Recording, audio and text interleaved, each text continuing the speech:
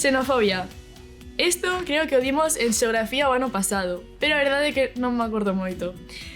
Creo que tiña que ver co racismo ou o medo como, non sei, era algo de que os inmigrantes e o traballo, algo así. A xenofobia, eu non teño moi entendido que é este tema, pero eu penso que é algo sobre tema odio contra a muller, non?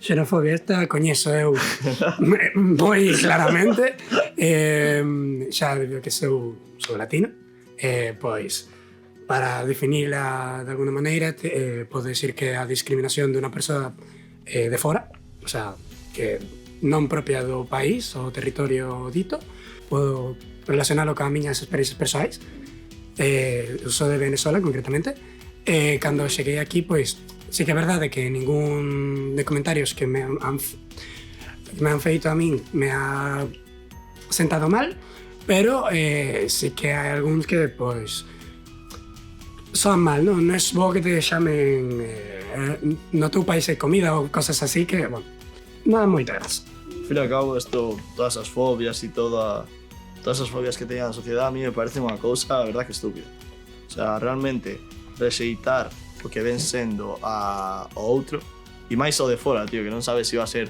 mellor persoa, se vai ser peor persoa. Pois é iso, discriminar a unha raza porque non pensan igual que a ti ou non teñen a mesma religión ou cor de pel.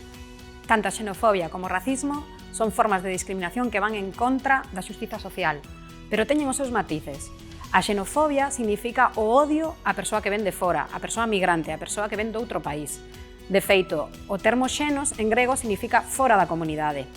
Este é un xeito de discriminación que pode ser tanto cotiá, por poñer un exemplo, cando un veciño pois insulta a unha persoa migrante que ven de fora, ou pode ser tamén institucional, é dicir, cando as leis discriminan as persoas estranxeiras.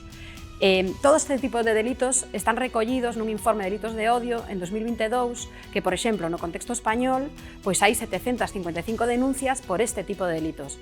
Aínda así, as persoas expertas sinalan que seguramente está inframedido, porque hai moitas persoas estranxeiras que teñen medo a denunciar este tipo de delitos de odio.